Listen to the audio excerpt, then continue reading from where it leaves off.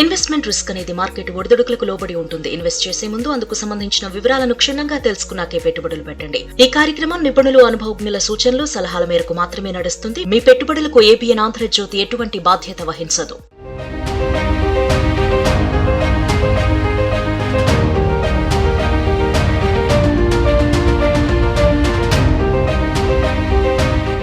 Welcome to Money Mantra.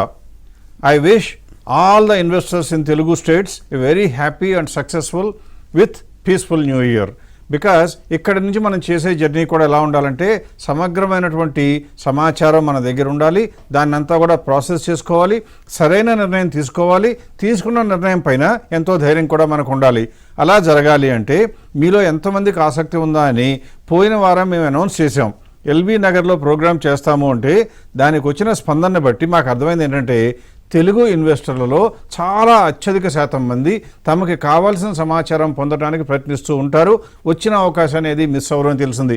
ఇటువంటి ప్రోగ్రాంలు ఎన్నైనా మేము చేయడానికి రెడీ, ఫ్రీగా కూడా చేయడానికి రెడీ. కారణం మీరు మాతో డీల్ చేయకపోయినా కూడా కనీసం మీరన్నా మంచి నిర్ణయం తీసుకోవడానికి మీ అంతటా మీరు స్వశక్తులు అయితే కనుక చాలు. ఈరోజు పోయిన వారం మేము ప్రామిస్ చేసిన టాపిక్ గురించి చర్చిస్తే దాంతోపాటు వివరాలు అందించడానికి స్టూడియోలో నాతో పాటు యశ్వంత్ కూడా రెడీగా ఉన్నారు. ఇప్పుడు మెయిన్ టాపిక్లోకి వచ్చేద్దాం. నా స్క్రీన్ మీకు షేర్ చేసుకుని కొన్ని వివరాలు సమర్పించడానికి ప్రయత్నిస్తాను. ఇప్పుడు మీరు నా స్క్రీన్ కనుక చూసినట్లయితే మీకు నేను ప్రజెంట్ చేస్తున్నటువంటి స్టాటిస్టిక్స్ ఏంటంటే ఏ క్లయింట్ అయితే మా దగ్గర 2014 నుంచి డీల్ చేస్తూ ఉన్నారో వారికి సంబంధించినది. 2014 నుంచి ఇన్వెస్ట్ చేస్తుంటే ఒక్కొక్కసారి పెద్ద మొత్తం అంటే ప్రతి నెల పెట్టే కన్నా ఒకసారి తన దగ్గర డబ్బులు ఎక్కుంటే ఎక్కువ పెట్టడం, లేకపోతే సేమ్ అమౌంట్ పెట్టడం చేస్తూ వచ్చారు. ఎక్కడా కూడా ఒక్క నెల కూడా మిస్ అవ్వకుండా. ఈ ఇన్వెస్టర్ ఎప్పుడు కూడా పొరపాటున కూడా తన పోర్ట్ఫోలియోలో ఉన్న స్టాకుల్లో ఒక్క పేరు కూడా గుర్తుంచుకోవడానికి కాన్షియస్గా ప్రయత్నమే చేయరు. ఎందుకు అంటే మీకే తెలుస్తుంది, సముద్రం అంత సహనం వారి స్వభావం. అంటే వారికి ఎట్టి పరిస్థితుల్లో కూడా హైరానా పడటం, మార్కెట్లో రేటు పెరిగితే ఉద్రేకపడటం, తగ్గితే నీరసపడటం అనేది చేయరు. యాంగ్జైటీ లేకుండా జీవితాన్ని బ్రహ్మాండంగా ఆస్వాదిస్తూ ఉన్నారు. తన పని తను చేసుకుంటూ పోతున్నారు. ఇన్వెస్ట్మెంట్ చేస్తూ ఉన్నాయి. ఇలా చేయడానికి కారణం ఏంటంటే మార్కెట్లు పెరిగినా తగ్గినా కూడా ఏ మాత్రం చలించరు. వారికి తెలిసిందల్లా ఏంటంటే ఈ రోజు నేను సేవ్ చేస్తున్న మొత్తం ఇంకో 20 సంవత్సరాల తర్వాత నాకు కావాలి, కాబట్టి రోజులో వచ్చే మార్పులు చూసి కంగారు పడటం అవసరం లేదు అని నిర్ణయించుకోవటం. ఉదాహరణకి ఈరోజు నేను ప్రజెంట్ చేసేటువంటి పీరియడ్ 2022 నుంచి 24 వరకు తీసుకుంటే మీరే చూడగలుగుతారు. 2022లో ఉన్న పోర్ట్ఫోలియో చూసినట్లయితే ఆ వారి పోర్ట్ఫోలియో నిఫ్టీ కన్నా కూడా అండర్ పెర్ఫామ్ చేసింది. అయినా కూడా ఏమాత్రం కంగారు పడలేదు. ఇప్పుడు ఈ పోర్ట్ఫోలియోకి సంబంధించి వివరాలన్నీ ఎందుకు ఇవ్వాలి అనుకుంటున్నామంటే ఈ ఇన్వెస్టర్కి 2014 నుంచి మాతో జర్నీ చేయటం మూలంగా ఎన్నో ఆటుపోట్లు చూసినా నమ్మకం ఏంటంటే ఫండమెంటల్స్ ఆధారంగా బిల్డ్ చేసిన పోర్ట్ఫోలియో ఫెయిల్ అవ్వదు అని. ఈ క్లయింట్ యొక్క ఎక్స్పీరియన్స్ గురించి సమగ్రమైన వివరాలు ఇవ్వాల్సిందిగా యశ్వంత్ని రిక్వెస్ట్ చేద్దాం. రైట్ అండి. సో ప్రసాద్ గారు, అంటే మనం చెప్పే ఉద్దేశం ఏంటంటే ఒక లైవ్ క్లయింట్ ఎప్పుడైతే మనం మార్కెట్స్ గురించి కవర్ చేస్తున్నామో అప్స్ అండ్ డౌన్స్ ఎంత నార్మల్లో ఆ యొక్క జర్నీలో ఫండమెంటల్స్ ఉంటే మనకి ఎంత కాన్ఫిడెన్స్ ఉంటుంది, ఆ కాన్ఫిడెన్స్ నుంచి మనకు కూడా ఎంత రియలైజేషన్ ఆఫ్ ప్రాఫిట్స్ అనొచ్చు, లేకపోతే రియలైజేషన్ ఆఫ్ గ్రోత్ అవ్వచ్చు అనేది ఎలా చూడొచ్చు అనే ఉద్దేశమే ఈ ఎగ్జాంపుల్ చూపించడానికి కారణం. రైట్ అండి. సో ఇందాక ప్రసాద్ గారు చెప్పినట్టు ఈ క్లయింట్ ఎగ్జాంపుల్ ఏంటి అంటే క్లయింట్ 2014 నుంచి ఇన్వెస్ట్ చేసినట్టు, కేవలం ఫండమెంటల్స్ని ఆధారంగా తీసుకుని స్టాక్స్ని సెలెక్ట్ చేసినట్టు, యాక్టివ్గా మేనేజ్ చేసి ఆ యొక్క కంపెనీస్ ఫేర్ ప్రైస్ రీచ్ అయితే అమ్మేయడం, ఆ యొక్క కంపెనీస్ యొక్క ఫండమెంటల్స్ బాగోపోతే కూడా అమ్మేయడం, లేకపోతే కొనేటప్పుడు కూడా మినిమం ఫండమెంటల్స్ గ్రోత్లో ఉండి స్కోప్ టు గ్రో కూడా అట్లీస్ట్ 30%. మనం ఏదైతే ఇన్ని రోజులు చెప్తా ఉన్నామో రూల్స్ అన్నీ ఫాలో చేసుకుంటూ ఏ యొక్క స్టాక్కి, ఏ యొక్క ఇండస్ట్రీకి ఎక్స్ట్రా అటెన్షన్, ఎక్స్ట్రా లవ్ ఇవ్వాల్సిన అవసరం లేకుండా ఇన్వెస్ట్ చేసినారైతే ఎలా ఉంది వారి జర్నీ అనేది ఒకసారి చూపించే ప్రయత్నం చేస్తాం.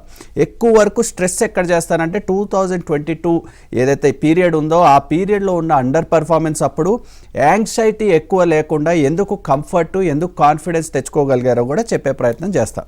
సో 2022 జూన్ నాటికి చూసినట్లయితే ఈ యొక్క పలానా క్లయింట్ ఎంత ఉంది ఇన్వెస్ట్మెంట్ అమౌంట్ అని చూస్తే అరౌండ్ 1.4 crores ఏమో పోర్ట్ఫోలియో వాల్యూ.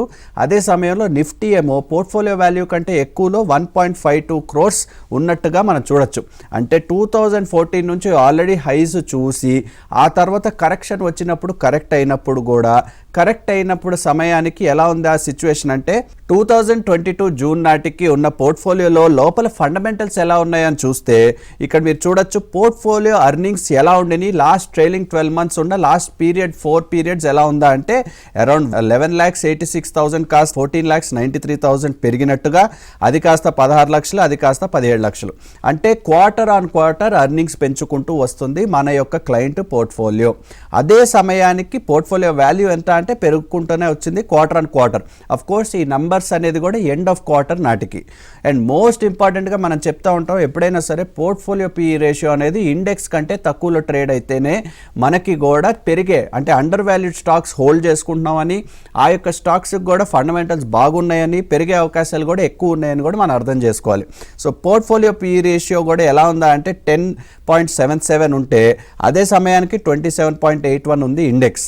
అగైన్ 9.79, 9.16, 7.92. ఎప్పుడు చూసినా సరే ఇండెక్స్ కంటే తక్కువలో ట్రేడ్ అవుతుంది. అఫ్ కోర్స్ పోర్ట్ఫోలియోలో ఎవ్రీ టైం అలా ట్రేడ్ అవుతుందా అంటే ఫ్యూ కేసెస్లో ట్రేడ్ అవ్వదు. ఎప్పుడైతే రీసెంట్గా కొత్తగా ఇన్వెస్ట్ చేస్తున్నారో మనం అప్పుడు సమయంలో కొద్ది గొప్ప equal to index maybe little bit over index ఉండొచ్చు, కానీ ఇంత జర్నీ పార్టీకి చూస్తే almost most of the cases index కంటే తక్కువలోనే పోర్ట్ఫోలియో పిఈ ఉంటుంది.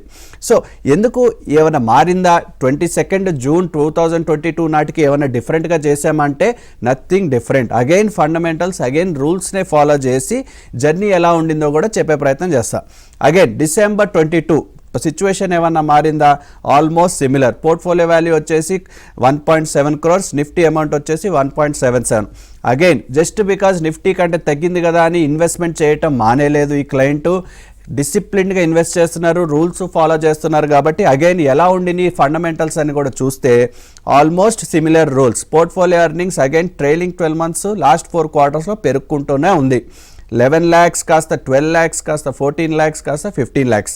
అగైన్ ఇందాక చెప్పినట్టుగా పోర్ట్ఫోలియో పీ రేషియో ఎలా ఉంది? 10.84, 9.48, 7.89, 8.54. ఎప్పుడు చూసినా సరే ఇండెక్స్ కంటే తక్కువలోనే ట్రేడ్ అవుతుంది. అంటే ఆల్మోస్ట్ 6 months నాటికి అదే ఫండమెంటల్స్ ఫాలో చేసాం. డిసెంబర్ 22 నాటికి కూడా ఫండమెంటల్స్ బాగున్నాయి. రిజల్ట్స్ కూడా ఎలా ఉన్నాయి, రిజల్ట్స్ ఎలా షేపప్ అయినాయో కూడా చూసే ప్రయత్నం చేద్దాం. నౌ స్ట్రాంగర్ దెన్ నిఫ్టీ ఈ రోజు నాటికి అరౌండ్ డిసెంబర్ 8 నాటికి ఎలా ఉందా అని చూస్తే పోర్ట్ఫోలియో 2.47 crores నిఫ్టీ అమౌంట్ ఉంటే మన పోర్ట్ఫోలియో ఏకంగా 3.55 crores. అగైన్ ఇన్వెస్ట్మెంట్ పెంచినా కూడా ఇన్వెస్ట్మెంట్ కాస్త పెంచారు ఈ క్లయింట్, అయినా కూడా రూల్స్ ఏమైనా మారాయా, లేకపోతే సెలెక్షన్ ఏమైనా మారిందా, లేకపోతే లోపల ఇంటర్నల్స్ ఏమైనా మార్చుకున్నారా అని చూస్తే ఏమీ మార్చుకోవాలా. అగైన్ ఆ 8th December నాటికి కూడా ఇదే రిపోర్ట్స్ చూసి ఇదే రిజల్ట్స్ చూస్తే ఎలా ఉందని చూస్తే పోర్ట్ఫోలియో ఎర్నింగ్స్ మీరు చూడొచ్చు. మనం ఈ రోజున ఇప్పుడు వరకు చెబుతున్నట్టుగా 12 lakhs కాస్త 15 lakhs కాస్త 16 lakhs కాస్త 18 lakhs. అంటే అర్నింగ్స్ మళ్ళీ పెంచుకుంటూనే ఉన్నాయి. పోర్ట్ఫోలియో పీ రేషియో ఇండెక్స్ కంటే తక్కువలోనే ట్రేడ్ అవుతుంది. కొత్తగా ఏమైనా చేసామా ఈ క్లయింట్కి, రూల్స్ ఏమైనా మార్చామా, లేకపోతే స్పెషల్ స్టాక్స్ అయినా స్పెషల్ ఫోకస్ పెట్టి సెలెక్ట్ చేసామా, ఏమీ చేయలేదు. Adherence to the rules, adherence to the process follow అవ్వడం వల్లే కేవలం ఈ రిజల్ట్స్ అనేది వచ్చాయి అనేది ఇది ఒక kind of proof of example for this particular client. So ఈ యొక్క పర్టికులర్ క్లయింట్ జర్నీ చూసాం మనం. ఇంటర్నల్స్లో చూస్తే కూడా ఏమి మార్చలేదు, ఫండమెంటల్స్కి అడ్హియర్ చేసాం, కట్టుబడి ఉన్నాం. ఆ రూల్స్ని కూడా ఫాలో చేయటం వల్ల రిటర్న్స్ ఎలా ఉండినాయి, ఆ డిఫరెంట్ ఫేజెస్ ఆఫ్ జర్నీ అనేది సహజం అని కూడా ఇన్వెస్టర్స్కి తెలుసు. సో ఆ ఇన్వెస్ట్మెంట్ జర్నీలో పీక్స్ ఎలా ఉంటాయో లోస్ కూడా అలాగే ఉంటాయి. కానీ ఫండమెంటల్స్ ప్రాసెస్ కనుక స్టేబుల్గా ఉంటే రిటర్న్స్ ఎలా ఉంటాయో కూడా చూపించానని నా ఉద్దేశం. యశ్వంత్ చెప్పినటువంటి సారాంశంలో గనక మీరు ఒక పాయింట్ గమనించినట్లయితే పోర్ట్ఫోలియో రోజు రోజుకి మారకపోయినా ప్రతి క్వార్టర్లో కూడా బహుశా కొంత గొప్ప మార్పు చేర్పులు జరగవచ్చు. ఎప్పుడూ కూడా ఆ క్లయింట్కి ఆ రోజు ఉన్న పోర్ట్ఫోలియో కనుక గడిచిన సంవత్సరంగా ఉన్నట్లయితే ఎలా ఎర్నింగ్స్ ఉండేవో చూపించడం జరుగుతుంది. అందువల్ల మీరు గమనించాల్సింది ఏంటి, మీ దగ్గర ఉన్న ప్రస్తుత పోర్ట్ఫోలియో ఎర్నింగ్స్ బాగుండాలి. కానీ మీరు సంవత్సరం క్రితం చేసిన ఉన్న పోర్ట్ఫోలియోకి లేదా సంవత్సరం తర్వాత కొందాం అనుకున్న పోర్ట్ఫోలియోకి ఇప్పుడు ఎర్నింగ్స్ చూడటం అనేది కేవలం మీనింగ్లెస్. అటువంటి చర్యలు మేము చేపట్టాం. యూజువల్గా ఇన్వెస్టర్స్ని కూడా ఎంకరేజ్ చేయం. అందువల్ల ఈ ఇన్వెస్టర్ మనశ్శాంతిగా ఉండడానికి కారణం ఏంటంటే వారికి తెలిసిన అంశం, నాకు పోర్ట్ఫోలియోలో ఉన్న షేర్లు అన్నీ పెరుగుతూనే ఉంటాయి లాభాల రూపంలో, అంటే ఆ కంపెనీల యొక్క లాభాల రూపంలో మొత్తం పోర్ట్ఫోలియో ఎర్నింగ్స్ చూస్తే పెరుగుతూ ఉంటాయి. ఎక్కువ సార్లు నా యొక్క పోర్ట్ఫోలియో పీ రేషియో ఇండెక్స్ కన్నా తక్కువ ఉంటుంది. కాబట్టి నాకు కాక ఇండెక్స్కి నాకన్నా లాభం ఎలా వస్తుందని ధైర్యంగా ఉండడానికి అవకాశం ఉంటుంది. ఇప్పుడు మనం ఏం చేద్దామంటే ఇంకా కొద్దిగా ముందుకు తీసుకెళ్ళిపోయి నా స్క్రీన్ షేర్ చేస్తూ ఇంకొన్ని వివరాలు మీకు చెప్పే ప్రయత్నం చేస్తున్నాను. ఇక్కడ మీరు చూసినట్లయితే ఈ సమయంలో అంటే 2021 డిసెంబర్ క్వార్టర్ నాటికి నిఫ్టీ ఎంత ప్రైస్లో ఉన్నది, ఆ తర్వాత 22 మార్చి చివరికి ఎంత ఉంది, అలా క్వార్టర్ ఎండింగ్ నిఫ్టీ ఎంత ఉందో వేసుకుంటూ వచ్చి ఇప్పుడు వరకు వేసుకుంటూ వచ్చినట్లయితే అంటే 2024 డిసెంబర్లో 24 వరకు కనుక చూసినట్లయితే నిఫ్టీ ఎలా పెరిగిందో చూస్తే దానికి మనం అంతకుముందు ఆల్రెడీ లాస్ట్ వీక్ తెలుసుకున్నట్లుగానే 10.99% వరకు పెరిగింది. అయితే 10.99% పెరిగితే అదే సమయంలో ఈ ఇన్వెస్టర్ యొక్క మనోధైర్యం ఏదైనా సన్నగిల్లడానికి అవకాశం ఉందా అంటే ఇంత కూడా అవకాశం లేకుండా ఆ ఇన్వెస్టర్ యొక్క పోర్ట్ఫోలియోలో వచ్చినటువంటి కాంపౌండ్ యాన్యువల్ గ్రోత్ రేట్ ఎంతో చూస్తే 25.98 అంటే ఇండెక్స్ కన్నా ఏకంగా 15-16% ఎక్కువ వచ్చింది. అందరికీ ఇలా వస్తుందని చెప్పడం మా ఉద్దేశం కాదు. మేము చెప్పేదల్లా మీరు కనుక సరైన ప్రాథమిక సూత్రాలు ఫాలో అయితే మీకు వచ్చే గ్రోత్ని ఆపటం ఎవరి వల్ల కూడా వీలు కాదు, ఖచ్చితంగా లాభాలు వస్తాయని చెప్పడం. ఇప్పుడు ఇంత తెలిసినా కూడా ఏం జరుగుతుందో కూడా చూద్దాం. మా దగ్గరికి మీ పోర్ట్ఫోలియోలో ఉన్న లోటుపాట్లు తెలుసుకునేదానికి ఫ్రీగా అవకాశం ఇచ్చాము. కాబట్టి మీరు కనుక పోర్ట్ఫోలియో మాతో షేర్ చేసుకోండి అని చెప్తే పోయిన వారం కూడా డీటెయిల్స్ ఇవ్వడం జరిగింది. మీరు ఈమెయిల్ పంపించినా వాట్సాప్ పంపించినా మా టీం కాంటాక్ట్ చేసి మీ పోర్ట్ఫోలియో తీసుకుని మీకు వివరాలు ఇస్తుంది. అలా చేయమంటే ఇప్పటి వరకు 27,000 మంది తెలుగు ఇన్వెస్టర్లు రివ్యూ పొందారు. అందులో ఎన్నో వేల మంది, అంతా 27,000 అని చెప్పను కానీ దాదాపుగా 4,000 కన్నా ఎక్కువ మంది తమ పోర్ట్ఫోలియోస్ని మాతో సంప్రదించి అవసరమైన రీబ్యాలెన్స్ అన్నా కొంతవరకు చేసుకోవడానికి ఉపయుక్తమయ్యారు, కొంత గొప్ప చేసుకోగలిగారు. మిగతా వారు మాత్రం రిపోర్ట్ వచ్చింది, దాని గురించి అర్థం చేసుకోవడానికి కూడా టైం ఉండదు, అసలు ఉండదు. వాళ్ళకి ప్రైసెస్ చూస్తారు తప్పితే ఫండమెంటల్స్ చూడటం అనేది ఆసక్తి చూపించకుండా రిపోర్ట్ మడతపెట్టి కప్బోర్డ్లో పెట్టుకున్నారు తప్పితే ఏమీ చేయలే. అంటే వాళ్ళ పోర్ట్ఫోలియోలో మార్పులు ఏమీ చేయలే. అంటే వారు ఏం చేసినట్టు శ్రద్ధ కన్నా శ్రమ కన్నా కూడా అదృష్టాన్ని నమ్ముకుంటున్నారు. అంటే వాళ్ళు అనుకునేది ఏంటి, నేనంతా కూడా ఒక మంచి పోర్ట్ఫోలియో కొన్నాను, పెరిగితే బాగుండు, వెంకటేశ్వర స్వామికి నమస్కారం పెడతాను, లేకపోతే ఇంకొక ఇష్టదైవానికి నమస్కారం పెడతాను, కొబ్బరికాయ కొడతాను, పెరుగుదని ఆశపడతారు. అది ఎంతవరకు సమంజసమో మీరే ఆలోచించండి. అది దేంతో సమానం అంటే ఏయో అద్భుతాలు జరిగి వీరి పోర్ట్ఫోలియోలో ఉన్న షేర్లే పెరిగి వీరికి విపరీతమైన లాభాలు వస్తాయని ఉండవచ్చు. అది నేను తప్పుపట్టను, వారి ఇష్టం. ఎట్ ద సేమ్ టైం ఒకవేళ కనుక అప్పటికీ ఇప్పటికీ కనుక వాళ్ళ పోర్ట్ఫోలియో చూస్తే అంటే ఎవరి పేరో చెప్పను, ఏ క్లయింటో చెప్పను, ఏమి షేర్లో కూడా చూపించను. కానీ మా దగ్గర అంతకుముందు గతంలో వచ్చిన వాళ్ళు అంటే 23లో వచ్చిన వాళ్ళు ఒకళ్ళిద్దరు, 24లో వచ్చిన వాళ్ళు ఒక పోర్ట్ఫోలియోలు తీసుకుని కేవలం శాంపుల్గా 3 పోర్ట్ఫోలియోలు తీసుకుని నేను ఏం చేయబోతున్నానంటే వాళ్ళు ఇచ్చిన పోర్ట్ఫోలియో ఆ తర్వాత మాతో చర్చలు చేయలేదు, నా లెక్క ప్రకారం రీబ్యాలెన్స్ చేయకపోతే వారు నమ్మిన సిద్ధాంతం కొను మర్చిపో, బై అండ్ హోల్డ్ అంటారే, అలా ఉద్దేశం ప్రకారం అదే పోర్ట్ఫోలియో కంటిన్యూ అవుతున్నారు అనుకుని నేను కొద్దిగా కూడా ఇంకా చేయడానికి ట్రై చేశాను. ఏమని, ఇలాగే వెయిట్ అండ్ వాచ్ చేస్తుంటే వాళ్ళ పోర్ట్ఫోలియోలు అప్పటి నుంచి ఇప్పటికి ఎలా వచ్చినాయో చూడటానికి వీలుగా మొట్టమొదటి ఒక పోర్ట్ఫోలియో చూపిస్తున్నాను. ఈ పోర్ట్ఫోలియో ఆగస్టు 2023లో మాకు వచ్చింది. 2023-24 కాదు, 23లో మా దగ్గరికి వచ్చినప్పుడు ఆ యొక్క పోర్ట్ఫోలియో మొత్తం ఇచ్చేసి అందులో వాళ్ళు అడిగింది ఏంటంటే దాదాపుగా 28 లక్షల రూపాయల పోర్ట్ఫోలియో ఉంటే వాళ్ళ ఎర్నింగ్స్ చూస్తే మీకు స్క్రీన్ మీద కనపడుతుంది చూడండి ఎలా ఉంది. ఇప్పుడు 24 చూస్తే 76,000 అలా 82,000, 87,000, 99,000 ఎర్నింగ్స్ పెరిగినట్టే కనపడుతుంది. కానీ PE రేషియో చూస్తే మాత్రం ఎప్పుడూ కూడా ఇండెక్స్ కన్నా విపరీతంగా ఎక్కువ ఉంది.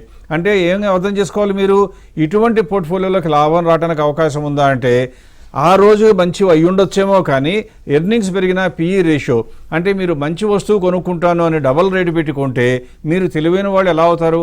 ఆర్థిక సూత్రాల ప్రకారం సరసమైన ధరలకి లేదా చౌక ధరలో కొనుక్కునేవాడు తెలివైన వాళ్ళు అవుతారు. కానీ ఎక్కువ రేటు పెట్టినా లేదా ఎక్కువ రేటు వచ్చినా అమ్మకుండా అట్టే పెట్టుకున్నా మీరు తెలివైన వాళ్ళ అంటారంటే మీ విచక్షణకే వదిలిపెట్టాలి. ఇప్పుడు ఈ పోర్ట్ఫోలియోలో నెంబర్ 3గా కనపడుతుంది చూడండి. 22 ఆగస్ట్ 23న వాళ్ళు మన దగ్గరికి వచ్చినట్టు పోర్ట్ఫోలియో వాల్యూ ఎంత ఉందని చూస్తే 22 లక్షలు. అంటే వాళ్ళు తీసుకొచ్చినటువంటి అమౌంట్ 22 లక్షల పోర్ట్ఫోలియో ఉంటే అది ఇప్పటికి ఎంత అయిందని చూస్తే 25 లక్షలు అయింది. ఎంత పెరిగింది? కేవలం 10% పెరిగింది. ఇదే సమయంలో మనం గడిచిన వారం చర్చించినట్లుగా ప్రాసెస్ని కనుక ఫాలో అయి ఉన్న పోర్ట్ఫోలియో అంటే ఎవరైతే నిశ్చింతగా మన దగ్గర ఉన్నారో ఆ పోర్ట్ఫోలియోని ఈ ఆగస్ట్ 23 నుంచి 22 ఆగస్ట్ 23 నుంచి ఇప్పటి వరకు అంటే same period to period compare చేసి చూస్తే ఆ పోర్ట్ఫోలియోలో ఆ ఇన్వెస్టర్కి వచ్చిన లాభం 33.25. అంటే ఎంత నష్టపోయారు ఈ క్లయింటు? 23% నష్టపోయారు. ఎందుకు నష్టపోయారు? కేవలం ఏమీ చేయకుండా బద్ధకంగా నిద్రపోవటం మూలంగానే తప్పితే ఎవరూ వచ్చి వాళ్ళకి ఏమీ అన్యాయం చేయలేదు, ఎవరూ వచ్చి వారికి న్యాయం చేయలే. ఇలా అనాసక్తతో ఉండడం మూలంగా వచ్చిన నష్టం అది. ఇప్పుడు ఏం చేద్దామంటే ఇంకొక పోర్ట్ఫోలియో కూడా తీసుకోవడానికి ప్రయత్నం చేద్దాం. సెప్టెంబర్ 2023లో మనకి వచ్చినటువంటి ఇంకొక పోర్ట్ఫోలియో గురించే కనుక గమనించినట్లయితే ఆయన కూడా మా దగ్గర సలహా పొందడం, రిపోర్ట్ పొందడం జరిగింది. వారు కూడా ఏమీ మార్పులు చేయలేదని మేము భావిస్తున్నాం. కారణం మాతో తిరిగి సంప్రదించలేదు కాబట్టి. అలా కనుక ఉన్నట్లయితే అదే పోర్ట్ఫోలియో ఇప్పటి వరకు కంటిన్యూ చేస్తున్నారు అనుకుని ఈ రోజున ఆ పోర్ట్ఫోలియోని రివ్యూ చేశాం. మళ్ళీ చూస్తే ఆ రోజు నాటికి అంటే 2023 నుంచి చూస్తే 6,88,000 ఉన్న ఎర్నింగ్స్ 7,35,000, తర్వాత 7,44,000, తర్వాత 7,41,000. అంటే లేటెస్ట్ క్వార్టర్లో ఎర్నింగ్స్ కూడా తగ్గాయి. కానీ ఆయన ఏం చేస్తున్నారంటే సంవత్సరం మొత్తం మీద చూస్తే 6,88,000 ఉన్న ఎర్నింగ్స్ ఎంత పెరిగాయి? 7,41,000. అంటే మొత్తం ఇండెక్స్లోనే మనం అంతకుముందు చూడటం జరిగింది 11% వరకు పెరిగినాయని చూస్తే ఇక్కడ మనకు ఆయన కూడా దాదాపుగా 11%.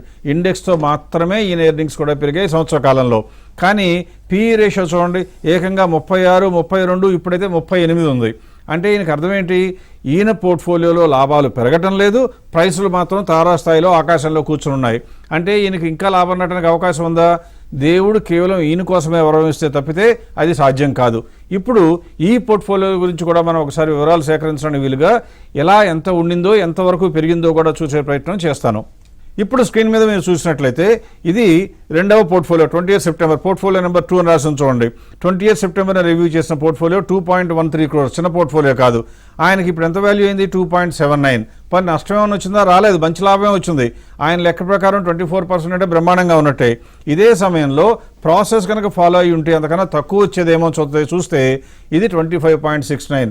అంటే 2024లో భూమి వచ్చింది కాబట్టి లాభం రావచ్చు, కానీ ఆయన పోర్ట్ఫోలియో స్ట్రెంగ్త్ బాగాలేదు. అంటే స్ట్రెంగ్త్ బాగాలేకపోయినా అవకాశం వచ్చినప్పుడు అమ్ముకోవటం రాకుండా ఉంటే ఏం జరగబోతుందో మీరే ఊహించవచ్చు. ఇలా ఇంత బ్రహ్మాండంగా 24% వచ్చిన దానికన్నా కూడా ప్రాసెస్ సంపాదించింది. ఇప్పుడు ఆఖరిగా నేను ఏం చేస్తానంటే ఇంకొక పోర్ట్ఫోలియో కూడా తీసుకునే ప్రయత్నం చేద్దాం.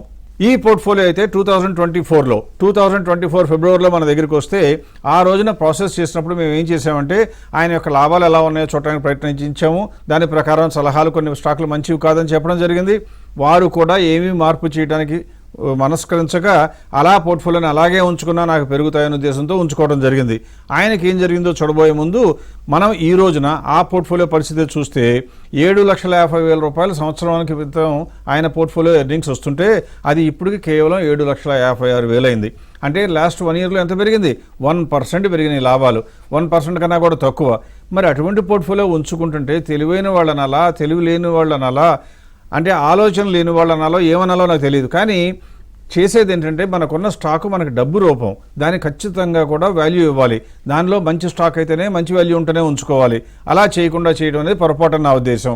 ఇక్కడ కూడా పోర్ట్ఫోలియో PE రేషియో చూస్తే 22 నుంచి ఇప్పుడు ప్రస్తుతం చూస్తే 28కి చేరింది. అంటే అసలే కంపెనీలో లాభాలు పెరగటంలా మళ్ళీ PE రేషియో ఇండెక్స్ కన్నా కూడా ఎక్కువ. మరి ఇండెక్స్ కన్నా కూడా లాభం సంపాదించాలి అంటే ఎంత కష్టమో మీరే ఊహించవచ్చు.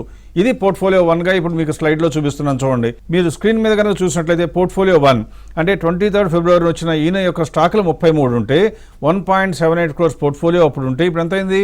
1.92. అంటే ఎంత పెరిగింది ఆయన పోర్ట్ఫోలియో వాల్యూ? కేవలం 9% పెరిగింది. ఇదే సమయంలో ఇప్పుడు యశ్వంత్ ఇంట్రడ్యూస్ చేసినటువంటి పోర్ట్ఫోలియోలో ఆ ఇన్వెస్టర్కి అదే సమయంలో అంటే ఫిబ్రవరి నుంచి ఇప్పటి వరకు ఎంత పెరిగిందో చూస్తే మార్కెట్ తగ్గిన తర్వాత కూడా ఆయనకి 27.62. అంటే ఈ పోర్ట్ఫోలియో చేసిన ఉన్నటువంటి క్లయింటు చేసిన పొరపాటు ఏమిటి అంటే ఉన్న చర్యలని, తెలిసిన సమాచారాన్ని తెలిసినా కూడా ఉపయోగించుకోలేకపోవడం. ఇలా జరగకూడదు అంటే మనం చేయవలసింది ఏంటంటే ఎట్టి పరిస్థితుల్లో కూడా వచ్చిన సమాచారాన్ని కొద్ది గొప్ప గ్రహించి వీలైనంత వరకు వాడుకోవాలి. తెలిసిన సమాచారాన్ని వాడుకోలేకపోతే ఎటువంటి నష్టాలు వస్తాయో తెలుసుకున్న మనం ఇప్పుడు వచ్చే వారంలో కూడా ఏమి మాట్లాడాలో వచ్చే వారం చర్చించబోయే అంశం గురించి బ్రీఫ్గా చర్చిస్తాను.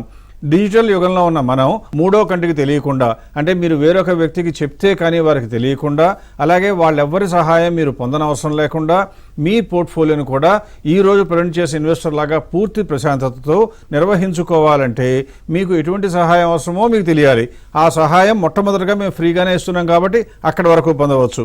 ఆ తర్వాత ఆ సంస్థ అందించేటువంటి సహాయాలు ఎలా ఉంటాయో తెలియాలి. ఇలా కనుక తెలుసుకున్నట్లయితే మీ అంతటా మీరు స్వశక్తితో రాబోయే రోజుల్లో వెల్త్ బిల్డ్ చేసుకోవటం అసాధ్యం కానే కాదు, ఈజీగా చెప్పాలి అంటే సుసాధ్యం. అందువల్ల మీరు ఎహనుండైనా సరే కొద్ది గొప్ప జాగ్రత్త వహించి మీ పోర్ట్ఫోలియోలో అవసరమైన మార్పులు చేయడానికి ముందుకు వస్తారని ఆశిస్తూ, అలాగే రాబోయే రోజుల్లో 2025లో అపారమైన వెల్త్ బిల్డ్ చేసుకుని ఆనందంగా ఉంటారని కోరుకుంటూ సెలవు.